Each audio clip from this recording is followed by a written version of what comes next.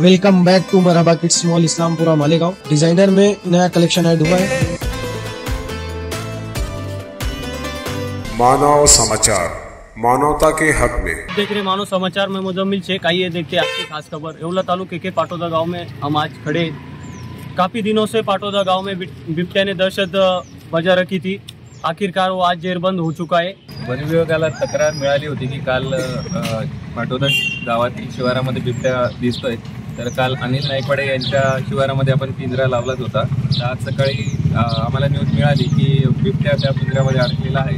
तर तात्काळ इथे वन विभागाचे कर्मचाऱ्यांनी हजर होऊन आपण त्याला पकडून आता पुढे वैद्यकीय तपासणीसाठी नेण्यात येत आहे आणि पुढे मग त्यानंतर योग्य ती कारवाई आम्ही करू।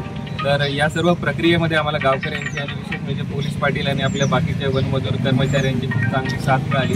याबद्दल सर्वांचे धन्यवाद। सर, ऐसा पता चला है कि उसके अभी 2 बच्चे भी बाकी है, तो आप जनता के लिए क्या? एवढंच आहे की नागरिकांनी जसं वन विभागाकडून सूचना मिळतात त्याप्रमाणे काळजी घेतली पाहिजे आणि आता ह्या बिबट्याला आम्ही जशी पुढची कारवाई करू त्यानंतर परत त्या आजूबाजूच्या शिवारामध्ये जिथे बिबट्या दिसतो तिथे आपण पिंजरा लावण्याची व्यवस्था करू। वन विभागांच्या आदेशानुसार, सूचनानुसार आणि मार्गदर्शनानुसार पुढे ज्या ज्या सूचना येतील त्या पोलीस पाटील या नात्याने आम्ही पुढे नागरिकांच्या हितार्थ प्रसारित करू। तरी सर्वांनी सूचनांचं गांभीर्याने लक्ष द्यावे असे मी वन विभागातर्फे आणि पोलीस पाटील या नात्याने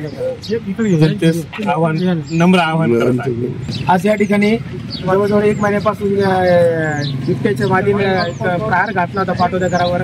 माननीय घोगे साहेबांच्या मार्गदर्शनाखाली, नागपुरे साहेब, वन विभागाचे राठोड साहेब, वाघ मॅडम यांच्या मार्गदर्शनाखाली जवळजवळ 1 महिन्यापासून या ठिकाणी आम्ही ठिकठिकाणी पिंजरा लावला आणि आज वन विभागाला कोणतीही जीवितहानी न होता आज यश प्राप्त झालेले आहे। त्यामुळे मी आज विशेषतः घोगे साहेबांचे, वाघ मॅडम आणि त्यांच्या सर्व टीमचे हार्दिक आभार मानतो आणि त्यांनी सहकार्य केलं आणि यापुढे पण गावकऱ्यांना काही गरज पडल्यास त्यांनी सहकार्य करावं मी अशी अपेक्षा करतो।